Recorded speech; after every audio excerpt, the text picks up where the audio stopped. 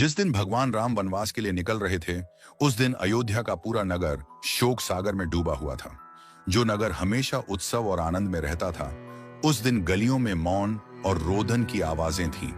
बाजारों की दुकानें बंद थीं, घरों के द्वार पर दीपक बुझ गए थे। लोग अपने अपने घरों के बाहर सिर पकड़कर बैठे थे।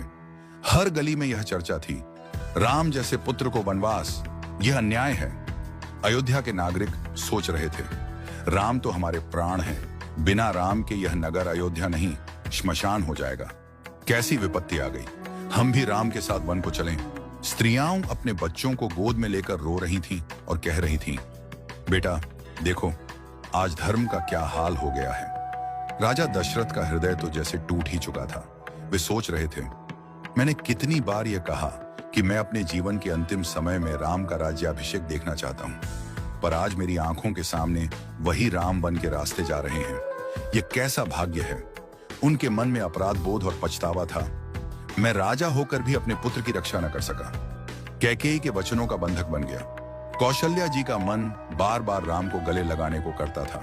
सोच रही थी, मेरा राम जंगल में कैसे रहेगा, न महल न सुख सुविधाएं, मैं अपने बेटे को अकेला कैसे भेज दूं। सुमित्रा जी ने लक्ष्मण को समझाया, बेटा जहां राम है वहीं अयोध्या है, जंगल में रहोगे तो भी वहीं स्वर्ग है, उनका साया मत छोड़ना।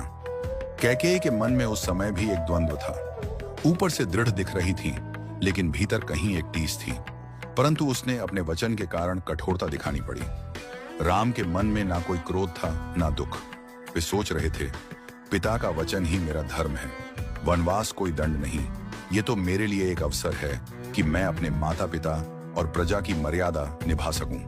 सीता जी ने मन ही मन निश्चय कर लिया था, जहां राम है वही मेरा जीवन है, सुख दुख सब उनके साथ है, वन हो या महल, मैं उनसे अलग नहीं रह सकती। लक्ष्मण का मन क्रोध और भक्ति दोनों से भरा था। वे सोच रहे थे, यह अन्याय मैं सह नहीं सकता। मैं राम भैया को अकेला वनवास नहीं भोगने दूंगा। उनके हर दुख में, हर कदम पर मैं साथ रहूंगा। भरत उस समय दूर थे, लेकिन बाद में जब लौटेंगे तो उनका मन भी दुख से फट जाएगा। वे सोचेंगे, मेरी मां ने जो किया है वह अन्याय है, मैं इस राज्य को कभी स्वीकार नहीं करूंगा। जब राम, सीता और लक्ष्मण रथ पर सवार हुए तो सारी अयोध्या उनके पीछे दौड़ पड़ी। लोग रथ को रोकने की कोशिश कर रहे थे। राम, हमें छोड़कर मत जाओ। हर गली, हर छत, हर द्वार से आंसू बह रहे थे। ऐसा लग रहा था जैसे अयोध्या की आत्मा ही नगर से निकल रही हो। यह वह दृश्य था जब एक नगर, एक राज्य, एक परिवार और पूरा समाज राम नाम के प्रेम और धर्म पर रो रहा था।